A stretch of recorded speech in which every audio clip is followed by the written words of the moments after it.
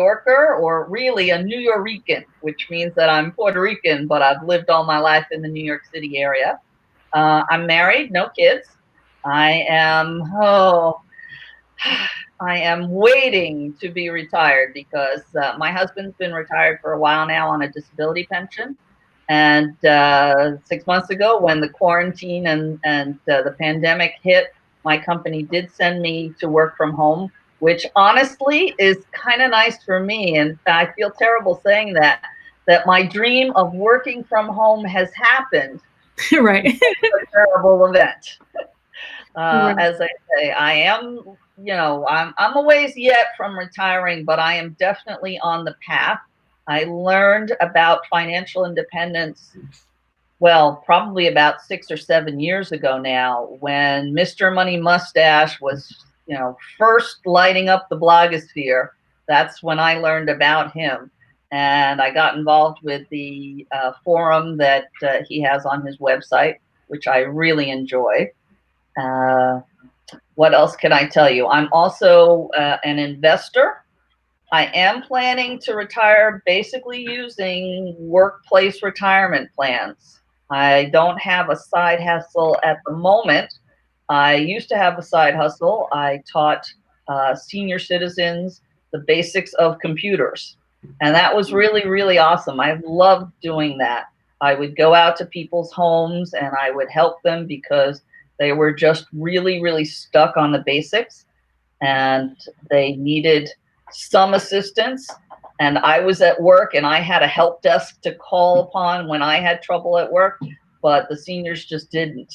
So that was my inspiration. Of course, now with the pandemic, it's just not possible to go to people's houses. So I really cut back on working, and I find that working from home for my main job is stressful enough. So I don't do a side hustle at the moment. But when things get better, I definitely will. Okay. Awesome. Awesome. So tell us a little bit about your educational background and your career background. Okay, well, the funny thing is on the education was I was great as a student all through high school, and then when I got to college, I tanked. I really tanked. I went to school for about a year, and by the second semester, I was on academic suspension, or probation. And I kind of lost it at that point because I didn't understand the changes, how to adapt to college. It was really super, super tough. So I tried at a couple of community colleges and it didn't really stick. And I went into a depression. And my mom finally said, well, if you're not going to go to college, then you need to go to work. And I got a job as a receptionist, which is, it's working. So it's good, honorable work, but it's not exactly skilled. And it took me a long time, but I was really fortunate in that at that time, personal computers were becoming the thing. And I was willing to play around with computers. And so since then, I've embarked as a professional word processor, which when I'm feeling depressed is glorified typist. And when I'm feeling not depressed is a really good person to talk to about how to put together computer presentations and documents so they look magnificent. Okay. Okay, I did finally go back to college and I got a degree 3 years ago, but it took a really, really long time. I ended up at SNHU, which was completely online, and by this time I was a little bit more mature and I could handle it. And still had issues with school, but I persisted and I made it. So that was the really important thing. Uh, Congratulations. yeah, thank you. It was a struggle for sure. And my mom, who was a teacher and a school principal, was so relieved. I bet. I bet. Yeah, she's got a master's degree. My dad has two master's degrees. My brother has a college degree, all my cousins, etc. The whole mantra of, education, education, education. It was a little tough because they knew I was smart, but I didn't have the degree. And I know that makes a difference. It's probably the reason I had the courage to go for my current job, which is a word processor at a very large law firm. I haven't cleared this interview with them, so I won't mention their name. Okay. Awesome. Awesome. Thank you for that. That's an awesome story. So, what do you think has been your biggest success to date?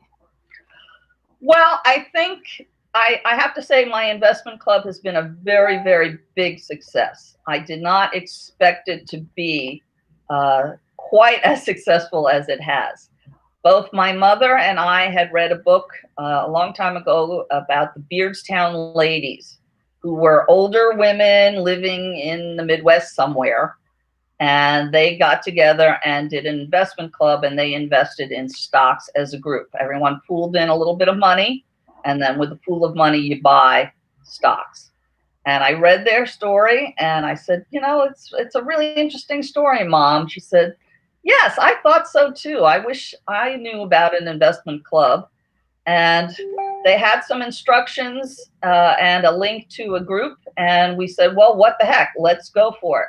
I set up a meeting place, and I invited, there was my mom, my grandmother came, my cousins, a couple of people that were friends, but it was really a lot of power there, because even though my grandmother knew nothing at all about stocks and really didn't participate, she was like, "Hi, Mija, that's a good idea. Okay, I'll give you some money and put it in the pool with you."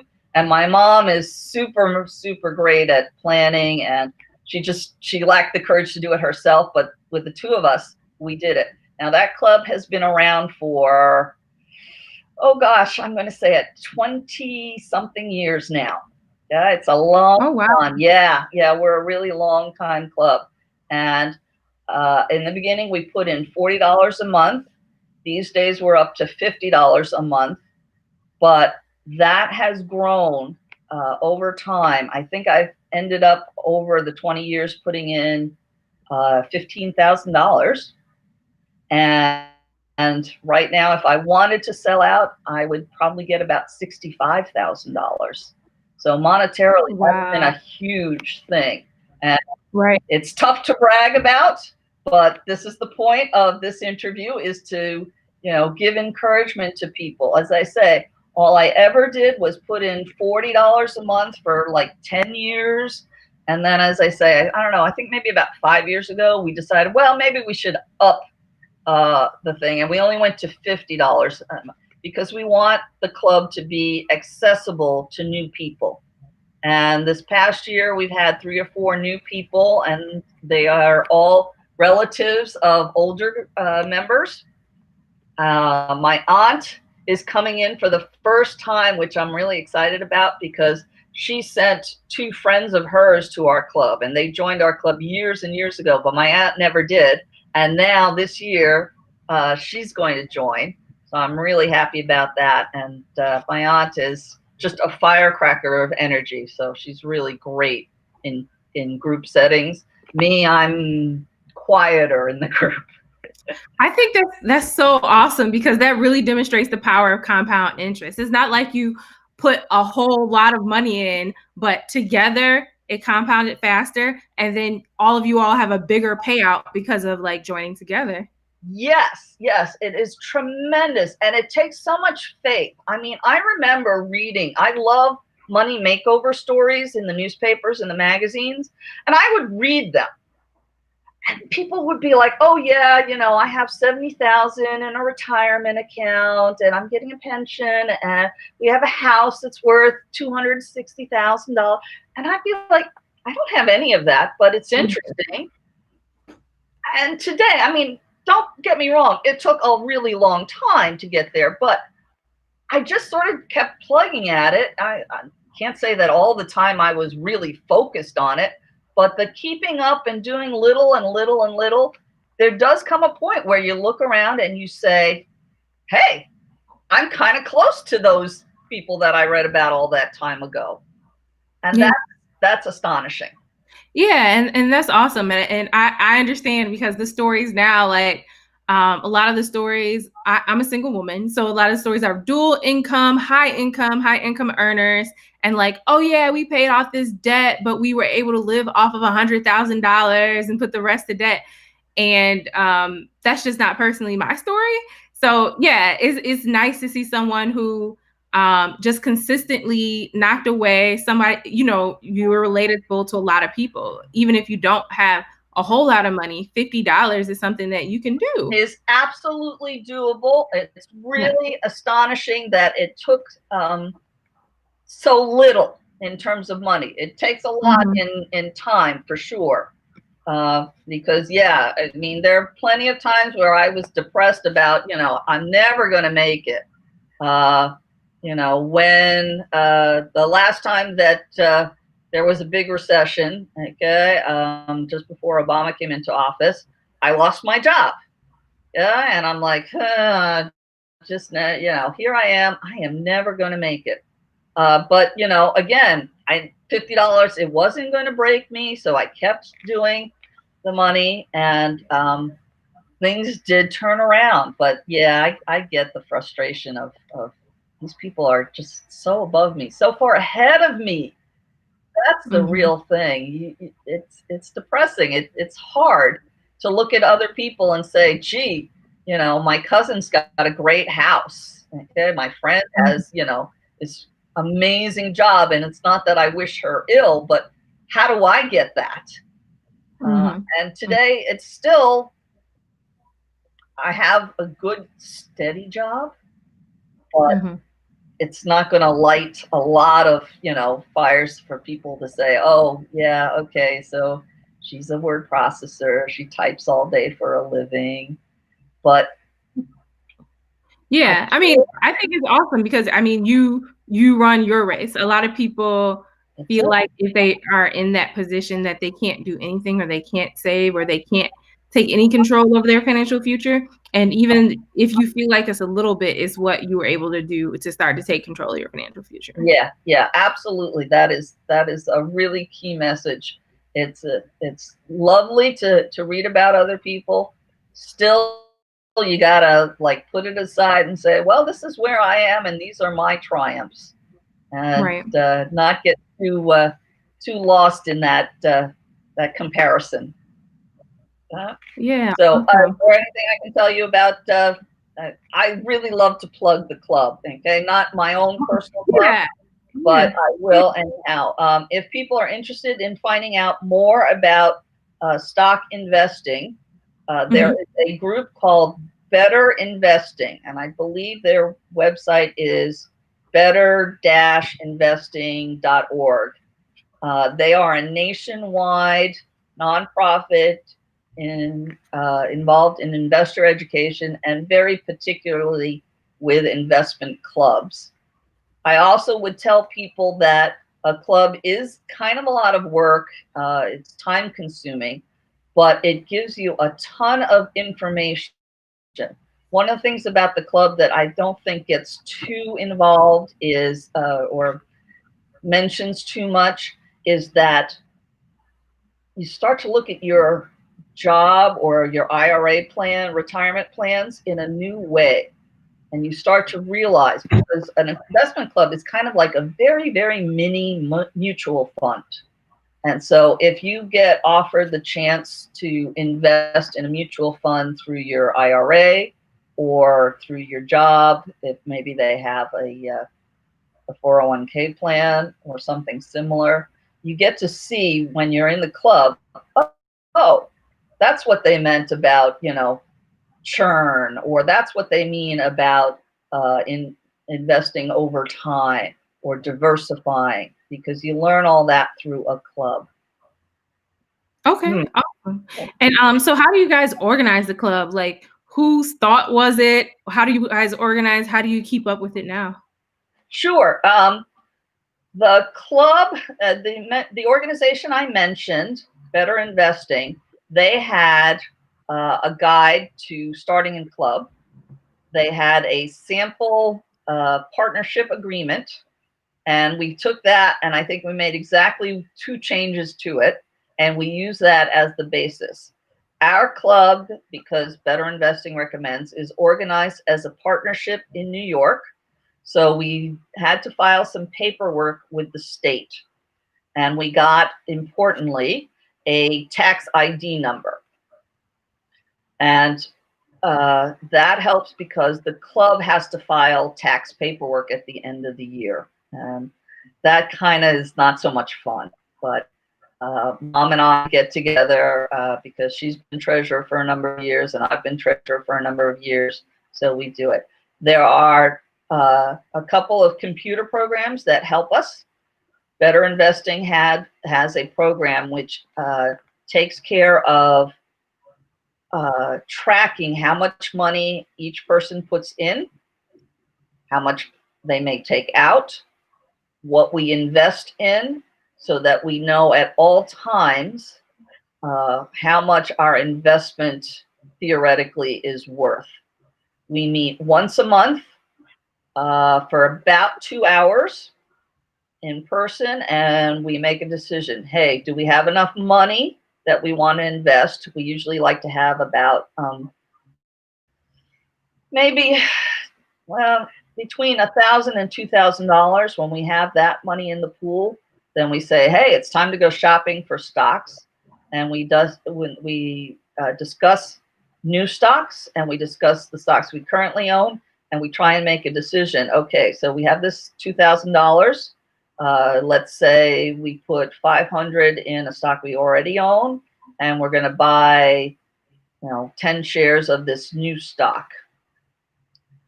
Better Investing has software that helps you analyze stocks in a really gentle and conservative way. They are really strong with the message of, don't buy the stock just because you heard about somebody's tip. Find out for yourself. They ask people, okay, get the financial information from the company. Have their sales been going up over the last 5 years? If it is, good, check mark. How are their profits? Are they also going up over the past 5 years? Yes, great. What is the stock price now? And what has it been over the last couple of years? Excuse me. And when you can answer those, 3 really basic questions, then we say, hey, this could be a potential stock for us. As I say, the computer program gives us a really nice graph, and we love when the lines are straight for the sales, for the profits, okay, and the stock price. Doesn't happen very often. Usually what happens is there's 2 great marks and 1 not so good. Or sometimes there's 1 really great mark and 2 you're like, what the heck does that mean? So it still involves a lot of thinking, and we are cautious people. Everybody in the club is a person of color. Everyone in the club basically had little experience with investing and even personal finance when we started. And so we're not very risky people. A lot of us, a bunch of us are like school teachers, and we're like, gotta research. Okay, gotta find something that absolutely says, yes, buy, okay? Because this is the problem with everybody. When you look at a stock, you're like, how do I know it's going to work out? Well, the club will tell you. Find out these 3 things, and then you know something about the club. And then, yes, you have to take a little bit of a risk, but you keep watching it and see. And that's what happened. The very first stock we bought was a company called Pfizer, which is a big drug company. And I will tell you, we looked at it, and on those 3 measures, it looked pretty good.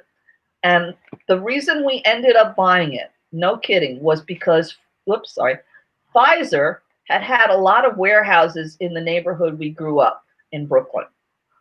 And a couple of people that we knew had worked, like not, scientists. they had been like in the warehouse, pickers and security guards, and stuff like that. And because we had known them to be a company to be around for a while, and we'd known they had been in Brooklyn for like forever, and on paper the financial information looked good, that gave us a little confidence to say, hey, all right, let's try that. And the second company that we bought was the Gap, which was a store that we all knew. Okay, and those were the two first stocks. Now, the kicker is, yes, right after we bought, Pfizer came out with Viagra, and it turned out to be a wow. zoomy ride for Pfizer. And with that, it did okay. It did okay for a while, and then right now we're not looking at any retail stocks because it just seems so crazy for the retail industry. But it was a comfort level with buying our first two stocks. Yes, it would be a risk, but we each put in, as I say, it took us a while to get there. Okay, because I think we had $2,000, and I don't remember what either stock cost at the beginning, but it had been over a couple of months, and we were saving this money, and we finally got the money, and we're like, okay, we want to invest it. And we had a couple, as I say, there were, I don't know, 4 stocks we were looking at, and Pfizer and Gap ended up, everyone could agree on. Okay. All of us cautious people could agree on. Okay. That's pretty cool. Yeah, it was. Okay. And to be fair, I'll tell you stories about investments in, gosh, I've forgotten. I blacked out the name. It was a satellite company. And we were like, okay, yes, satellites, they're the future and they're awesome, and technology. And we bought it, and wow, that stock did so bad for us. I think it was our single worst pick of all time. Wow. So, it happens. But again, it was a little easier to take because, hey, everyone had agreed. Right. It wasn't one person pushing a crazy idea. We all said, okay, it's been brought to the table, and from what we can tell, it looks like a reasonable stock. And we bought it, and it didn't work out for us. Lesson learned. Yeah, so we learned stuff from that. And there was a company, again, I always black out the names of the ones that do well. But there was a company that did RVs or manufactured housing. I think it was like I think it was manufactured housing. And again, it seemed like a reasonable deal, inexpensive housing, and it seemed like a lot of people were going to need that. And we invested, but it didn't do well for us. And it ended up being one of our losers. And every once in a while, somebody says, "Wait, maybe we should invest back in that company." Okay, but as I say, it's hard when you've lost money to put faith in it again. Take a chance, yeah. So, how much longer do you plan to invest with Investment Club? Well, that is a really good question. I always thought 20 years was crazy. It couldn't go any further than that. So we don't have an end date in mind. As I say, this year we've had 3 new people join in. So, I'm sure they're hoping that the club stays around together. Not every single member is still with us. Some have left us. So when they leave, do they cash out then? Yes, you cash out. And the accounting software that we use keeps track of, what their investment is worth. Every single month we produce a report. I mean, you click the button and you get a report of how the club's portfolio as a whole is doing and how much each individual member is doing. So it's easy to tell. Our club, we say that the club has 3 months to cash you out.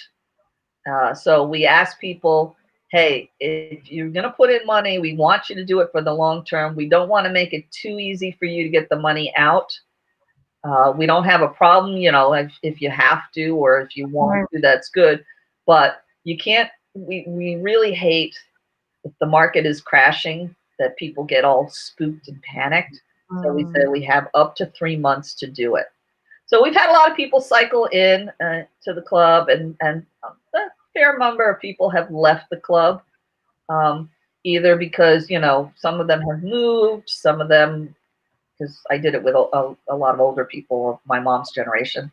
A couple of people have passed, and you know, other people, they're just like, yeah, it's a little bit more work than I wanted to do. I can't take the time once a month to do the 2 hours and research on my own to bring an idea to the club.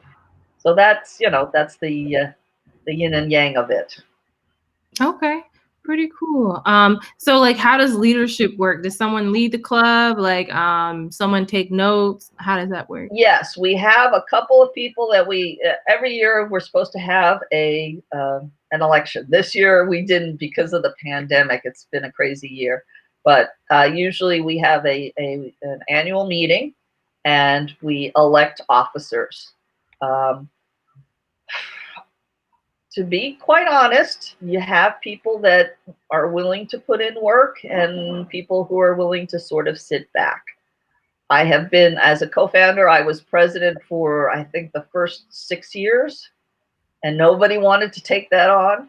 And finally I said, I think I'm a little tired of being the president. Right. Okay, we have a secretary who takes notes, and the most important thing is the financial officer, okay, the treasurer. And that is a nerve-wracking job because you're dealing with other people's money. You don't want to make a mistake, but it happens. My mom, I think, has been the treasurer the longest. I don't know how many years. Currently, I am the treasurer, and I'm finding it nerve-wracking, and I know she found it nerve-wracking. What helped, again, was that, when there were serious accounting things, I would try and come over and help her outside of the meetings. So it's always good to have a second person, a co-treasurer, if you will.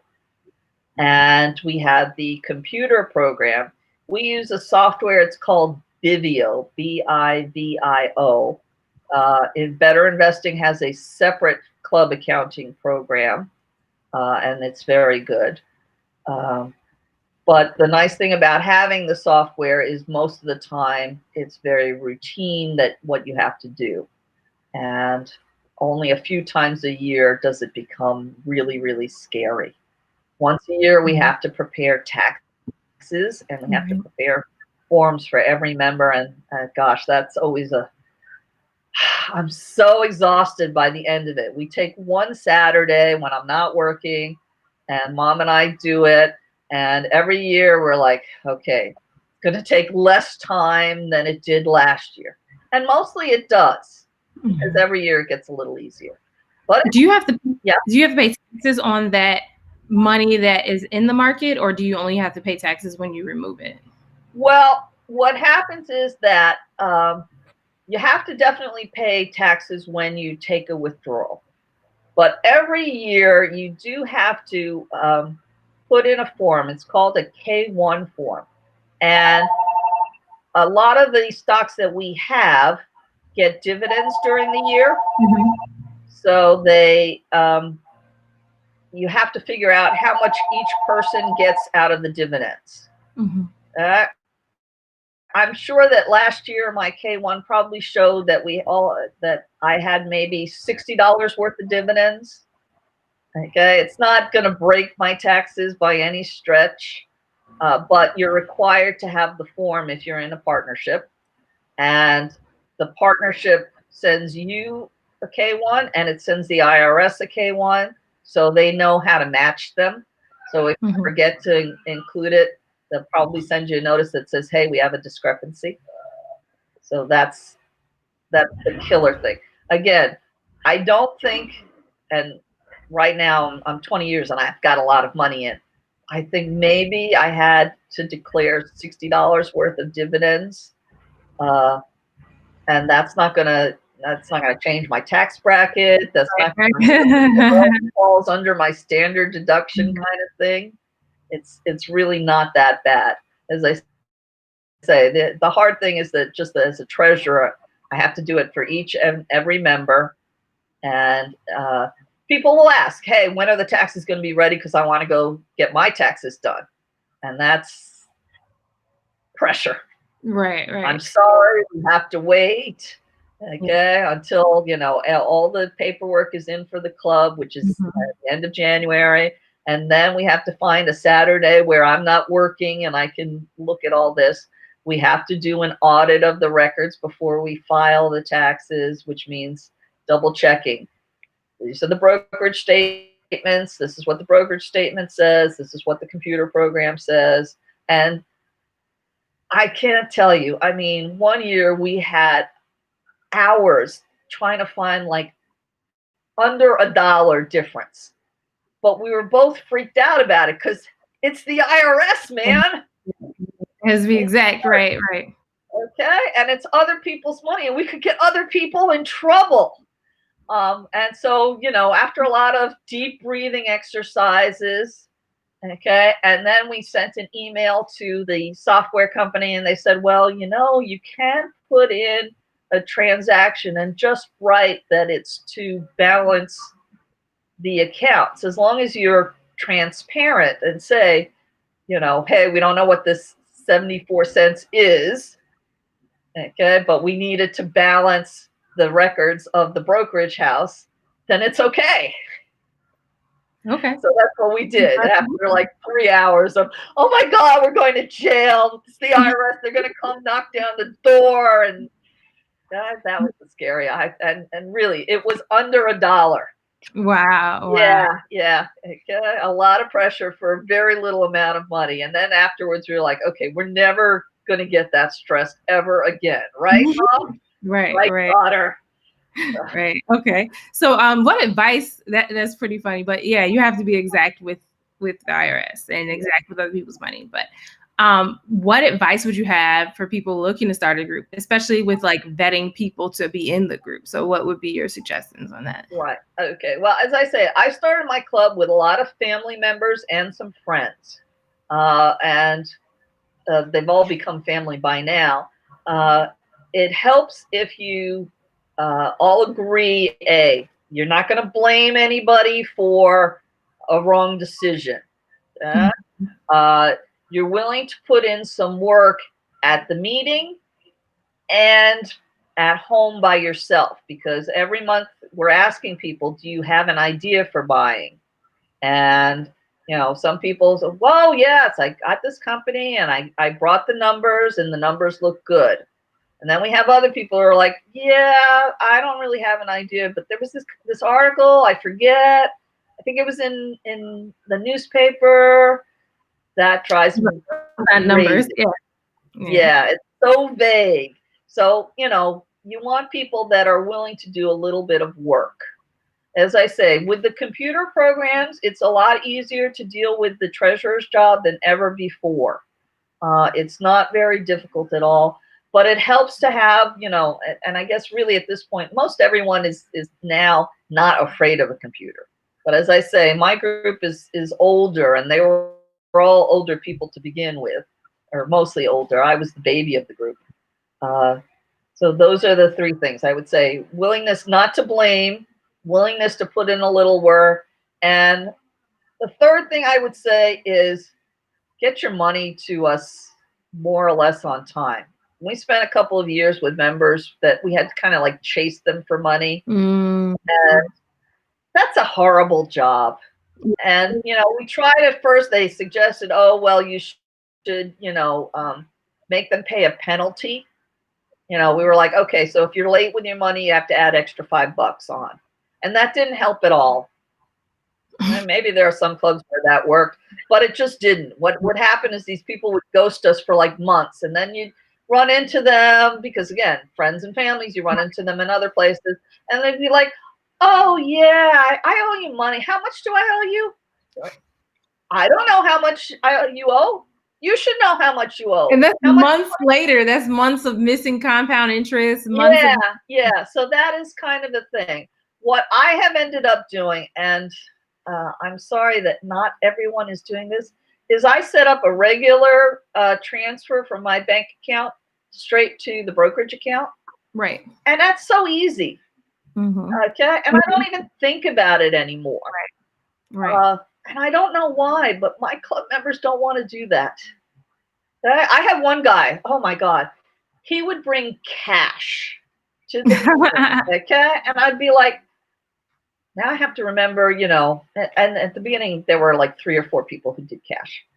Okay? But I don't want to have to remember that, so and so put in an extra $10 this time. Right. So and so, they're putting in because they missed a month. At least with checks, I had a name and an amount. Right. Okay. Right. But Right. a transfer to the brokerage account or to the bank account is super easy, saves a ton of time. I told all the new people who are your age and a little bit older, I said, look, do yourselves a favor, set up a thing. I said, even if you only want to do, the monthly, that's great. If you want to do, you want to prepay, that's fine. Just do it through your bank. Yeah. Piece of cake. Don't bother me. I have a job. You have other things to do. I have a real job. Okay. Club treasurer is not my real job. Yeah, and it's volunteer. You're doing it to help people, so it's volunteer. Yeah. Yeah. So that's it. So those are the 3 kinds. You don't have to have a lot of financial knowledge. Mom and I went. Better Investing has a national conference once a year. And Mom and I have enjoyed going to that so much. We went, like, I think the first or the second year we were organized, and we were like, this is great, because at the convention, you get people from all across the country, and you get, especially when you're young and you're starting out in your club, you get all kinds of advice and stories from other people. It's amazing. You sit down at the, they've got a dinner table, a big round, 12 people at the table. And you say, hey, where are you from? How long's your club been around? And they'll tell you amazing stories. Yeah, people who, they're all from a single employer and they got together, or they're friends, or their church. And they've got this convention, and they do classes on how do you work the software, what happens when you don't get the information, how do you get the information on your own. They have, okay, so what is the next year look like? Okay, and they also have a convention hall where a lot of companies come and they set up booths so that you can talk to a rep from the company. Yeah, and that's awesome. The one I remember the most, I don't remember what year it was, but there was this guy from CVS. And he came because, he's the investor rep, and I guess he's used to, like, doing these shows for bankers and mutual funds, the professional investors. Right. He came and he was like, wow, this is an interesting program. Okay. And I see how you do it. And then, he was talking to all these people. And then the next day, he was himself giving the speech at the lunch, introducing his company and showing his little PowerPoint thing. But at the end, he filled out the information with the Better Investing form so that you could see that not only was, his slides touting how great the company was, but according to the standards that Better Investing had, his company was great. And I was like, wow, this is a guy who gets, like, individual people who don't do this for a living.